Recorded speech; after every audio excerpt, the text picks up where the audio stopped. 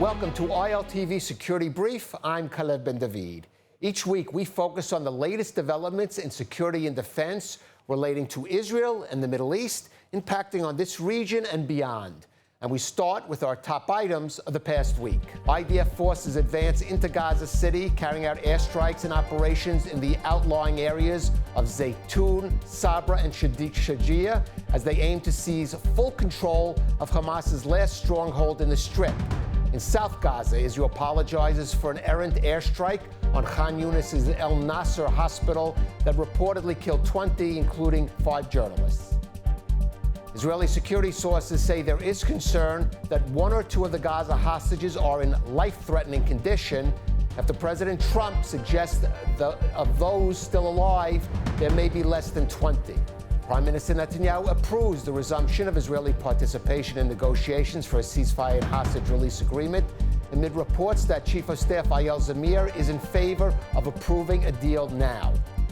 The Israeli Air Force struck several Houthi targets in Yemen's capital, Sana'a, including a power station, a fuel depot, and the military base housing the presidential palace.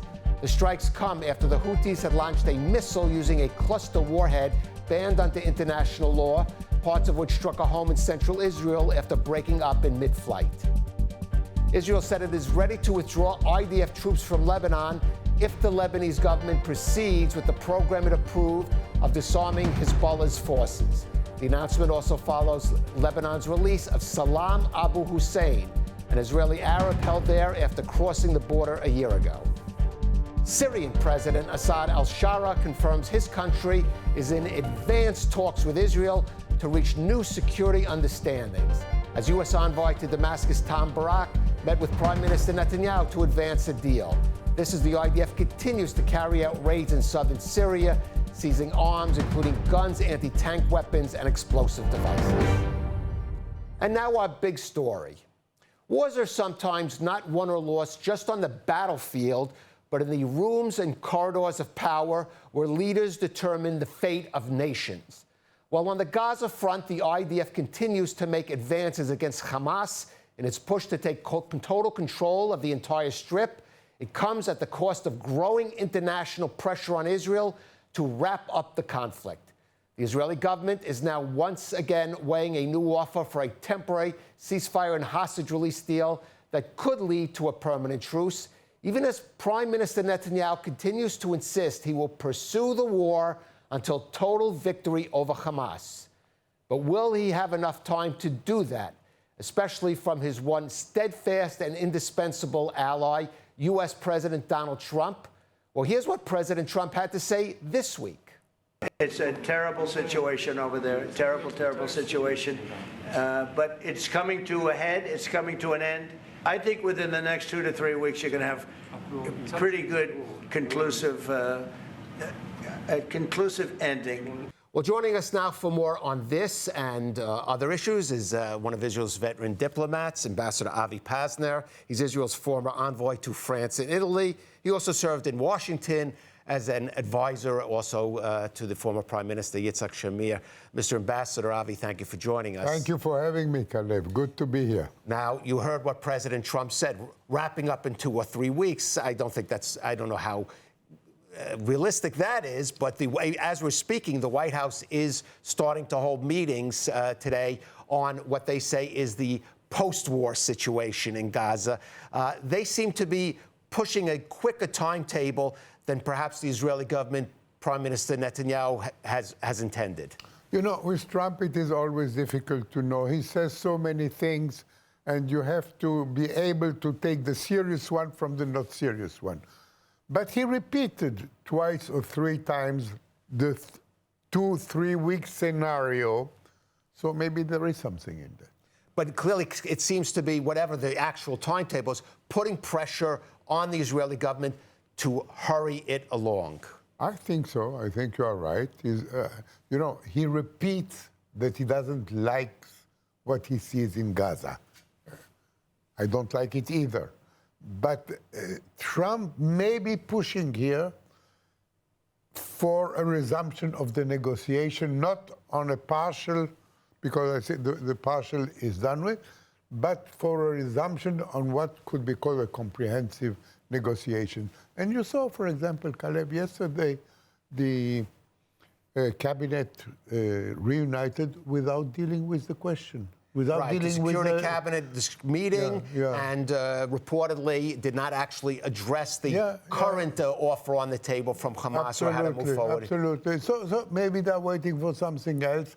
Look, I believe that Netanyahu understands exactly how complex it is now to go in and to take Gaza. Complex from all points of view, military, diplomatic, from every point of view.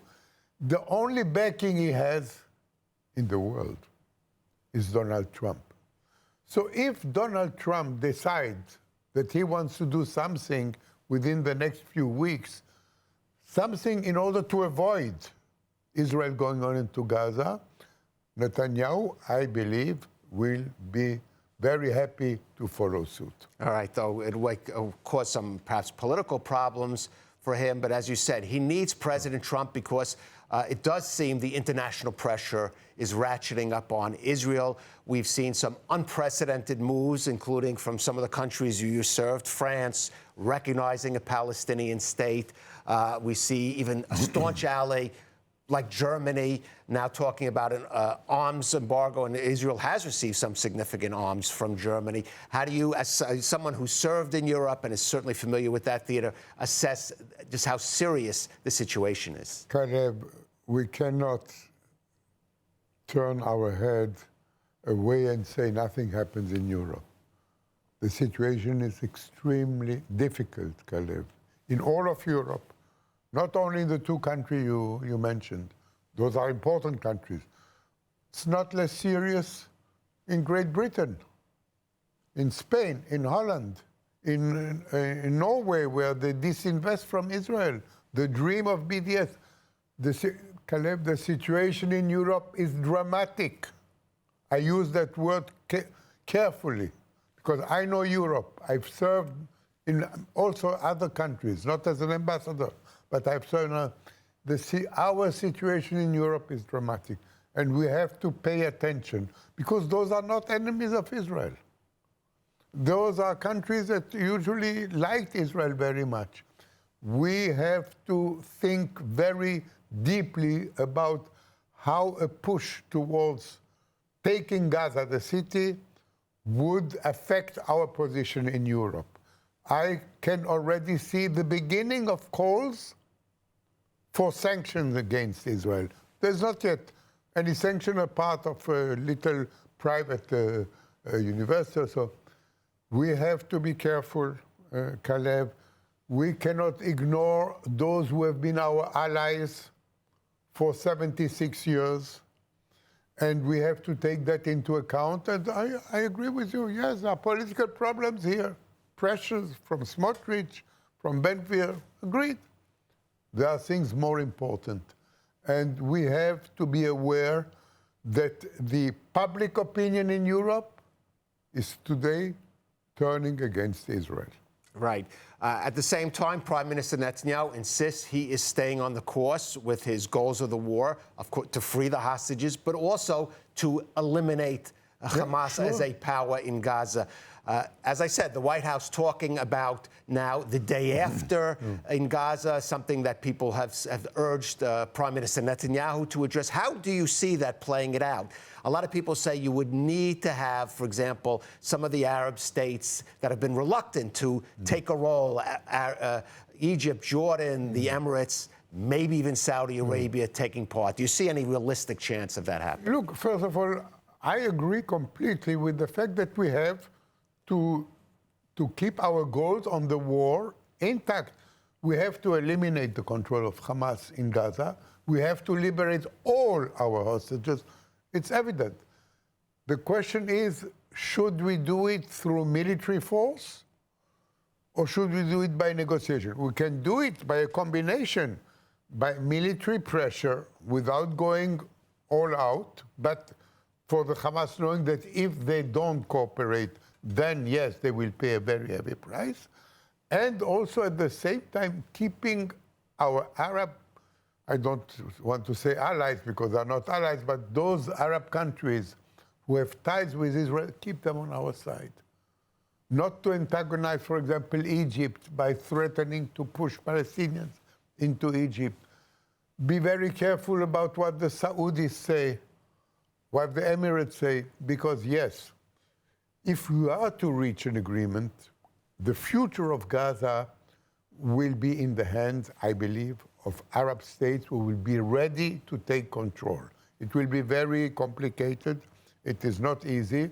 Israel should remain in military control as far as it can, but all the civilian aspect, we should not deal with that. We should not distribute food. We should not take care of the health, of the education. No, that's not our role.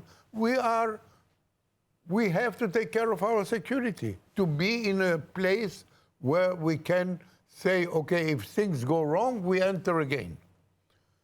But for that, we need the support of those Arab states. But those Arab states, Avi, have talked about the need, in order to do that, they want to see a political, what's called sort of a political horizon in Israel, the Israeli government at least resuming some kind of talks or negotiation intent to reach, for example, a two-state solution in Palestine. Something that Prime Minister Netanyahu made clear is off the table for him and certainly for his current government. But not only Prime Minister Netanyahu. Look, Kalev, there is a poll which was made in Israel.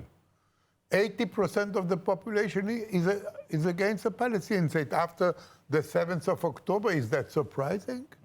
I mean, 80%. It's not only Prime Minister Netanyahu. It's public opinion doesn't want to see a Palestinian state. They are afraid of a Palestinian state. So the solution cannot be a Palestinian state. We have to see other solution. You know, it's not the only solution. Yes, if those countries come and help us in Gaza, we will have to cooperate with them in some way also to find a way to live together with the Palestinians also.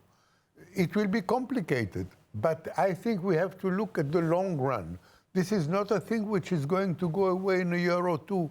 We have to look ahead 10, 20, 30 years and see what can be done.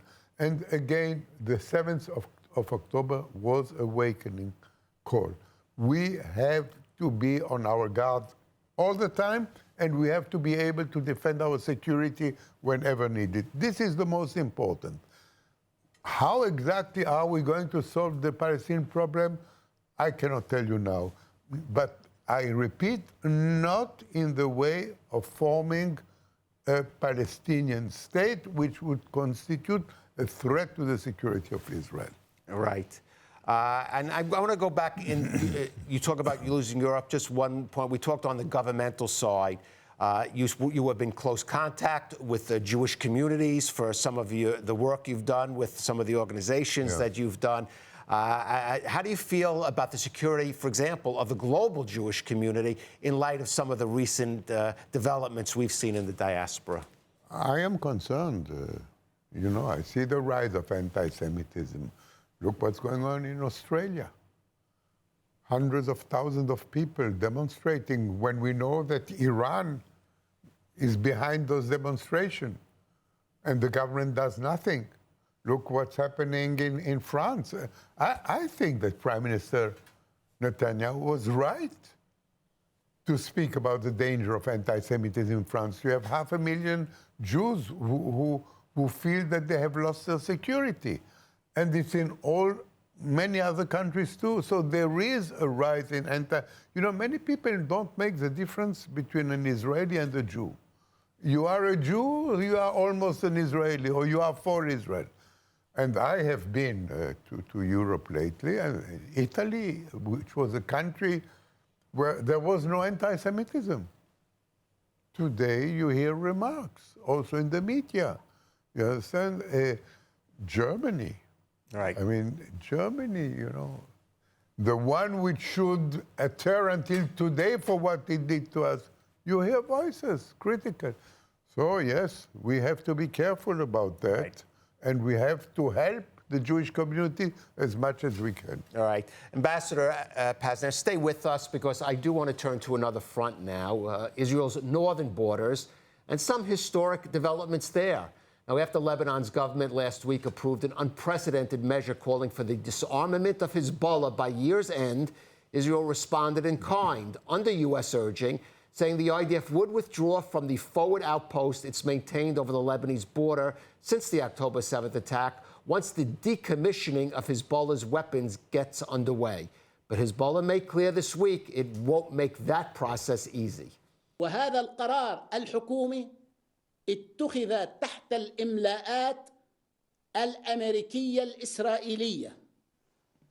هذه الحكومة إذا استمرت بهذه الصيغة هي ليست أمينة على سيادة لبنان إلا إذا تراجعت عن قرارها، والتراجع فضيلة.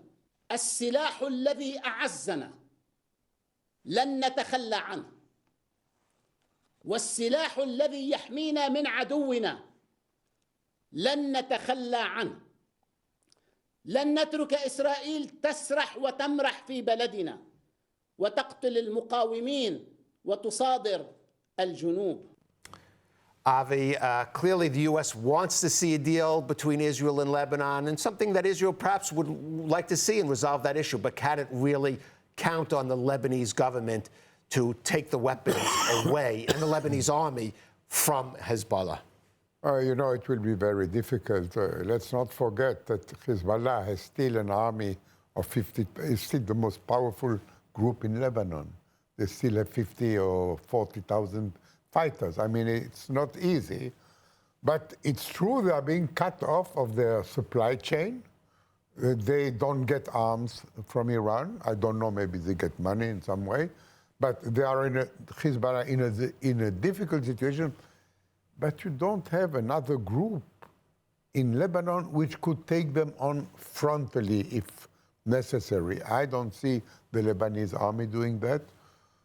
There is no other possibility. The Christians, the Sunnis have no armed militia. So the Hezbollah is in a very difficult position. It's not the same Hezbollah we knew at the time of Nasrallah. Sure. It's different. But still too strong for the Lebanese government to take it on physically. So we have to see what we can do to help the Lebanese government. I don't think that we should go in militarily into Lebanon and take on the Hezbollah. No, I don't think so. But I think that if we manage to dry it up and to prevent all arms, all money to get for it, in the longer term, we may be able to weaken it to a point that the Lebanese, yes, will be able to take it on. That's not going to happen tomorrow. But what is good is now that we have an ongoing conversation with the Lebanese government. Right.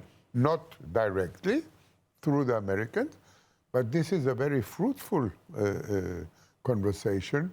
And we have cards that we are holding, like the 5 positions we are holding. Over the border in Lebanon. Over the border in Lebanon, that we could hand to the Lebanese government in case they do something.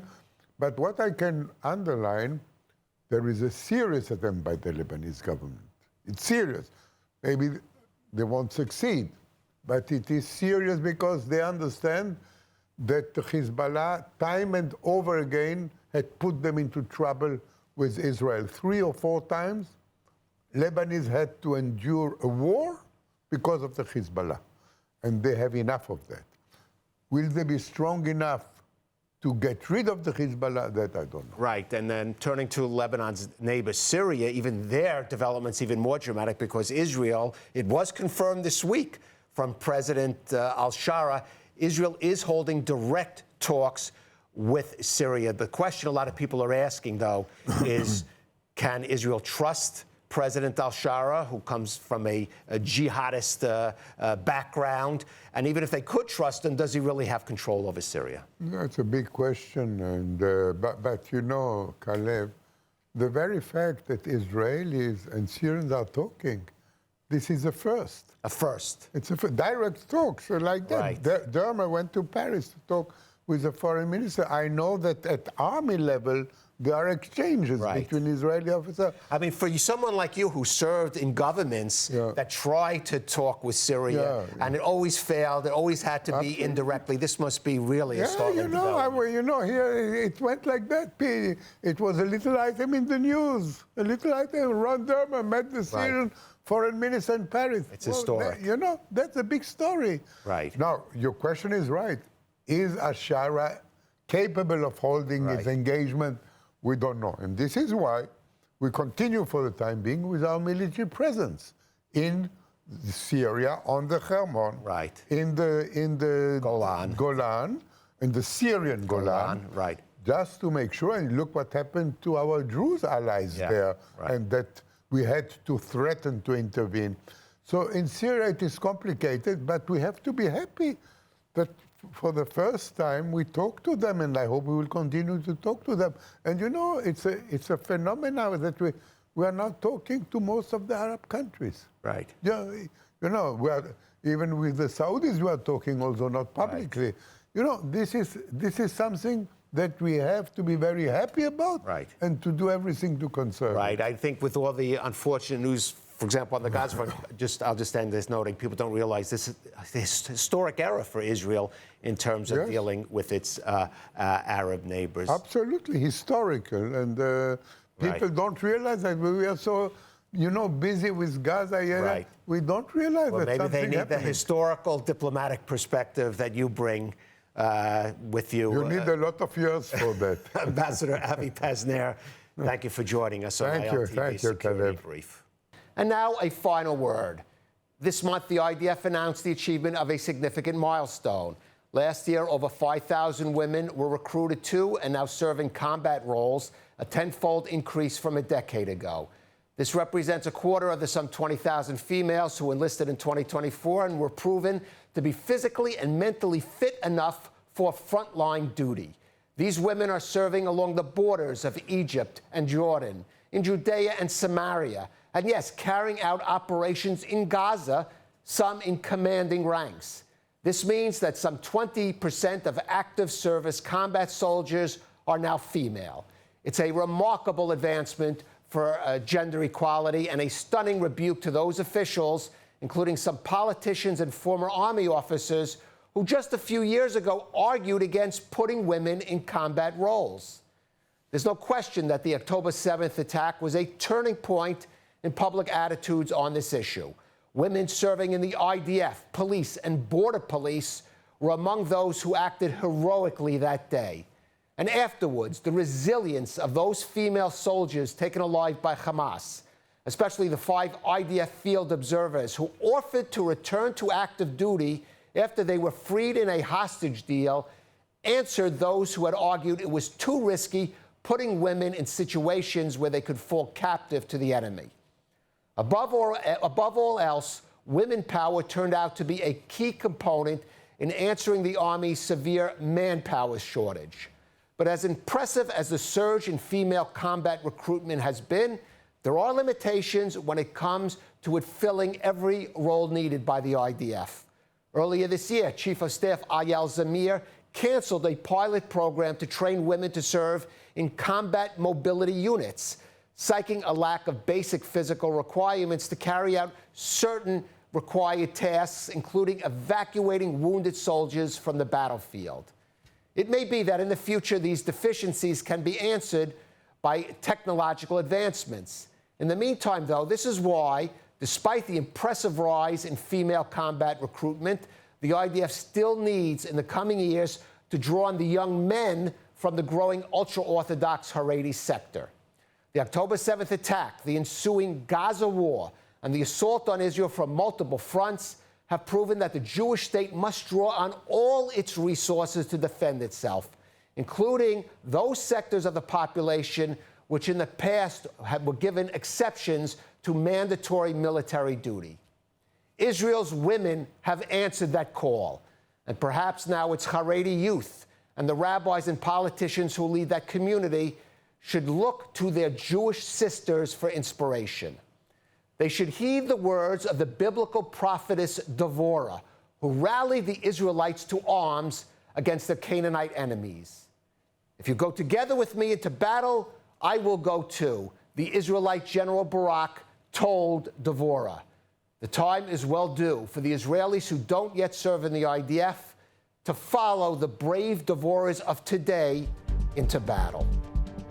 Thank you for joining ILTV Security Brief.